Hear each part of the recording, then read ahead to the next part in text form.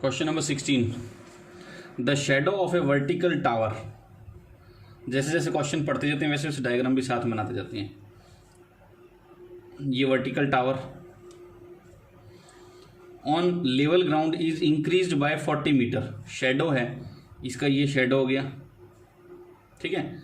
ये इंक्रीज करता है कितना, 40 मीटर इंक्रीज कर देते हैं। जो वर्टिकल टावर की शेडो को 40 मीटर इंक्रीज कर देते हैं, मतलब यहाँ से यहाँ तक और बढ़ा देते हैं, ठीक है, by 40 metre. When the altitude of sun changes from 60 degree 30 degree. तो यहाँ पे सन आ रहा है, यहाँ से एक एंगल तो ये बन रहा था और दूसरा एंगल जब बढ़ाने पे वो ये बनेगा। ये पहले तो था 60 डिग्री का और फिर जब इसको बढ़ा दिया तो हो गया ये 30 डिग्री का। ये इसकी हो गई हाइट, ABCD ये दे देते हैं इसको नाम, ठीक है। हमें क्या करना है, find the height of the tower. ये हाइट फाइंड आउट करनी है। ये यहाँ से लेकर यहाँ तक 40 मीटर है, 40 मीटर है ना, ये यहाँ से लेकर यहाँ तक, और ये हमें पता नहीं है तो हम x मान लेते हैं एक बार, ठीक है। अब किसकी बात करते हैं, सॉल्यूशन करते हैं इन ट्रायंगल। पहले ये कर लेते हैं ABC दो ट्रायंगल बन रहे हैं, ठीक है ना, ABC और ABD, क्योंकि 90 डिग्री तो यही है, एक ही है, दोनों की हाइट एक ही है, इस ट्रायंगल की भी और इस ट्रायंगल की भी। इन ट्रायंगल ABC देखिए, ये परपेंडिकुलर है एंगल के सामने वाला और ये बेस है, तो परपेंडिकुलर P/B में क्या आएगा, tan theta equal P/B, perpendicular upon base, या इसको अपन ये भी बोल सकते हैं AB/BC। tan की वैल्यू कितनी है 60 इक्वल P कितनी है H और BC B कितनी है बेस X। tan की वैल्यू रख दीजिए, tan 60 की वैल्यू कितनी होती है √3 इक्वल H/X, क्रॉस मल्टीप्लाई कर लेते हैं, H इक्वल √3X। H की वैल्यू आ गई, ये हो गई इक्वेशन नंबर 1।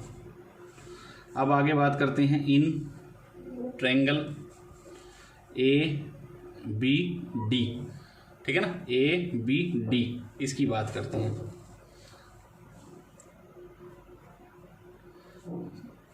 tan 60 तो पहले हो गया, tan 30 इक्वल P/B और AB/BD, BC की जगह हो जाएगा BD, ठीक है ना। tan 30 की वैल्यू कितनी होती है 1/√3 इक्वल PH है और बेस कितना है X+40, ठीक है ना, ये तो H√3 इक्वल X+40, ये हो गया इक्वेशन नंबर 2। आया कैसे, ये बाय क्रॉस मल्टीप्लाई, यहाँ भी ये ऐसे ही आया था बाय क्रॉस मल्टीप्लाई, ठीक है। आगे चलते हैं और इक्वेशन 1 भी आ गई और इक्वेशन 2 भी आ गई। अब वैल्यू रख देते हैं इसमें, H की वैल्यू, ये H की वैल्यू है हमारे पास, H की वैल्यू यहाँ रख देते हैं, रख सकते हैं ना। देखिए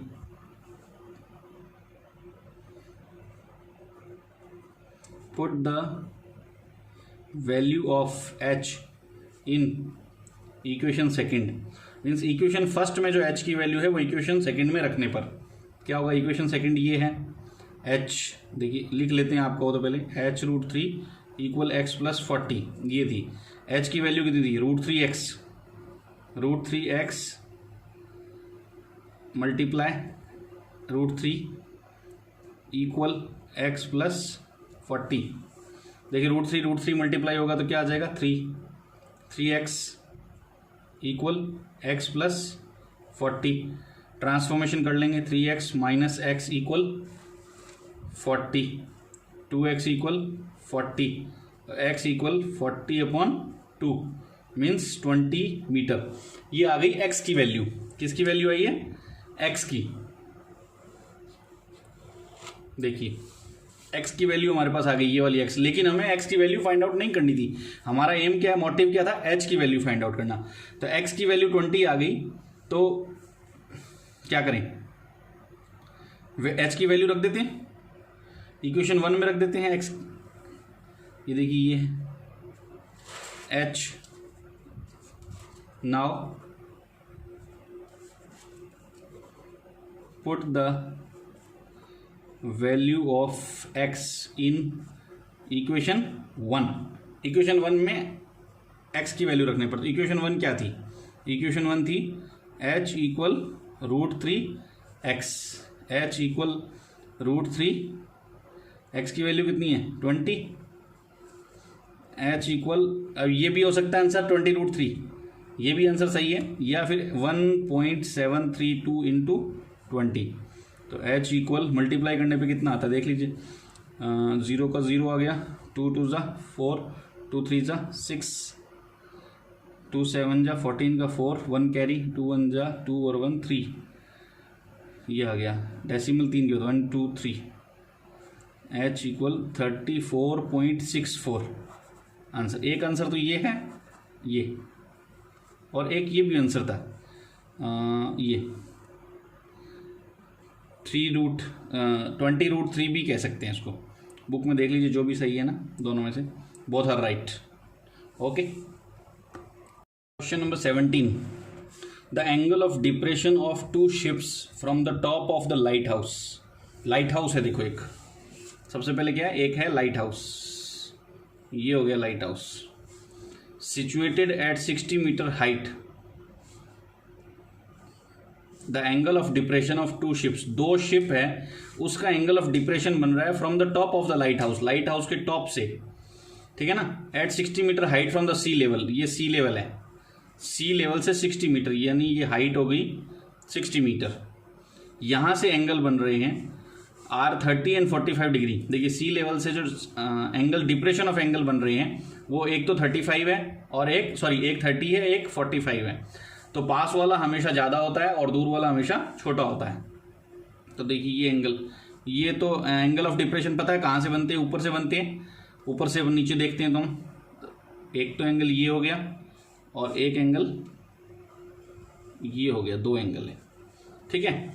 तो ये दूर वाला तो हो गया 30 और ये पास वाला हो गया 45, ये बताया। ये क्या है, एंगल ऑफ डिप्रेशन। पहले भी बता चुका हूँ, एंगल ऑफ डिप्रेशन और एंगल ऑफ एलिवेशन दोनों होते हैं इक्वल, ठीक है ना, क्योंकि देखिए ये लाइन बन रही है इधर से, ये पैरेलल हो गई है इस तरह से, तो ये 30 है तो ये भी कितना होगा, 30 होगा, और ये 45 है तो ये भी कितना होगा, 45 होगा। क्लियर, नाम दे देते हैं ABCD। अब पूछा क्या है हमें, 2 शिप बताया, एक ये शिप है और एक ये शिप है। हमसे पूछा है same side of the lighthouse, then find the distance between 2 ships. इन दोनों के बीच की दूरी ज्ञात करनी है हमें, डिस्टेंस, दोनों शिप के बीच की डिस्टेंस कितनी है। इसको x मान लेते हैं तो ये कितना हो जाएगा, इसको y मान लेते हैं, ठीक है। और ये कंप्लीट कितना हो गया, x प्लस वाई। स्टार्ट करते हैं सॉल्यूशन इन ट्रायंगल। पहले छोटे वाला ट्रायंगल लेते हैं ABC, यही है परपेंडिकुलर अपॉन बेस, ही है 10 30, 10 आ जाएगा, 10 कितना है, 45 है, 10 45 इक्वल परपेंडिकुलर अपॉन बेस, और परपेंडिकुलर क्या है, AB अपॉन BC। 10 45 की वैल्यू कितनी होती है, 1 इक्वल परपेंडिकुलर है 60 और BC है, बेस है y, क्रॉस मल्टीप्लाई कर लेते हैं, y is equal to 60 metre. y की वैल्यू आ गई 60 मीटर। ये हो गई इक्वेशन नंबर 1। अब आ जाता है इन ट्रायंगल ABD, 10 कितना है 30, 10 इक्वल्स P अपॉन बी और AB अपॉन BD। ठीक है, 10 की वैल्यू कितनी होती है 1√3 इक्वल AB कितना है 60 और BD कितना है x प्लस वाई, BD कितना है x प्लस वाई। ये बाई क्रॉस मल्टीप्लिकेशन आया था। ठीक है, अब ये भी बाई क्रॉस मल्टीप्लिकेशन आ जाएगा। देखिए x प्लस वाई इक्वल 60√3, ये हो गई इक्वेशन नंबर सेकंड। और ये कैसे आई बाई क्रॉस मल्टीप्लाई।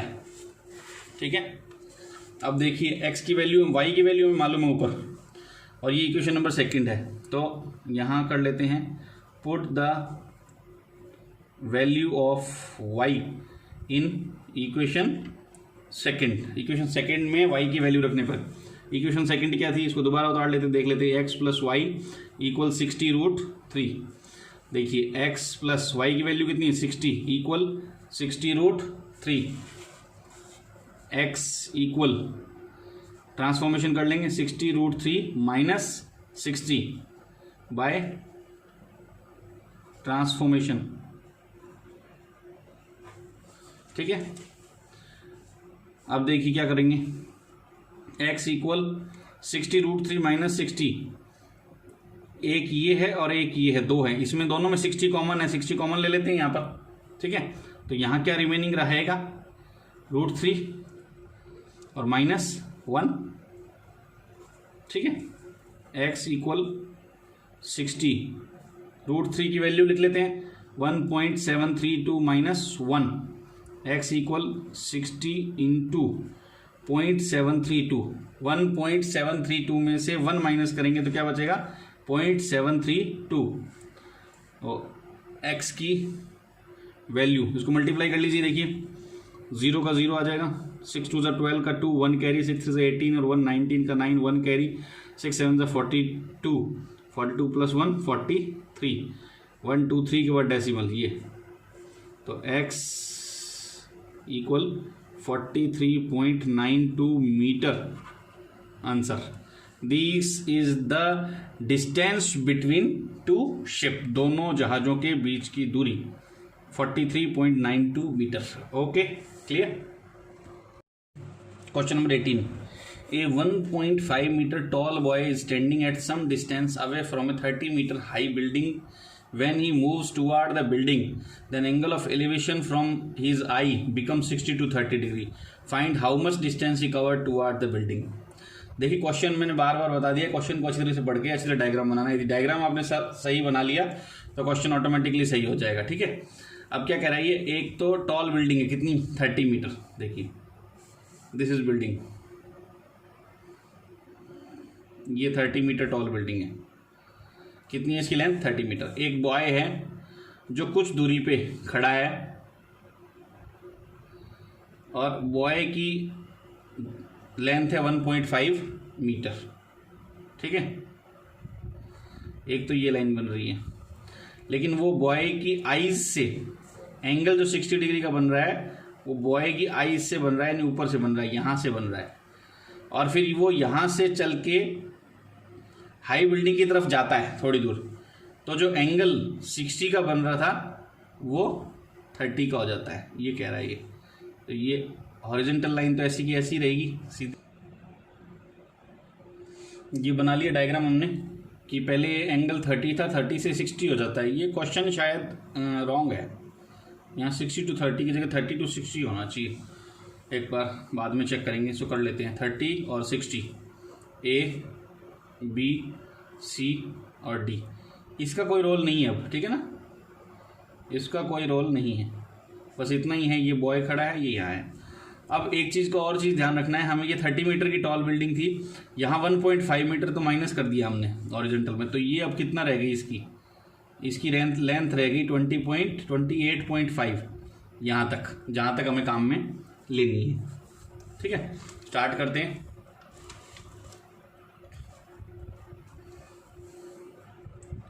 इन पहले ये छोटे वाला ट्रायंगल लेते हैं, in triangle A B C, tan theta है कितना है 1060 equal P upon B perpendicular upon base और A B upon B C.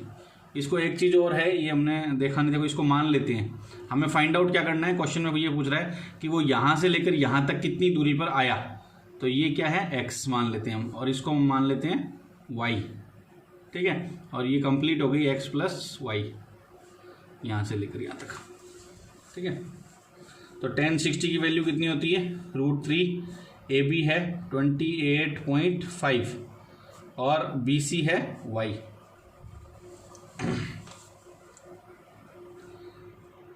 Cross multiply कर लेते हैं, y √3 equal 28.5 by cross multiply y equal 28.5 √3, नीचे आ रहा है √3 रैशनलाइज कर लेते हैं, y equal 28.5 upon √3 multiply √3 and divide by √3, y is equal to 28.5 √3, here √3 is multiplied by √3 then it comes 3, काट देते हैं इसको, 3 9 जा 27, 3 5 जा 15, 9.5 √3, y इज इक्वल टू 9.5 √3। ये आ गया इक्वेशन नंबर 1, ठीक है।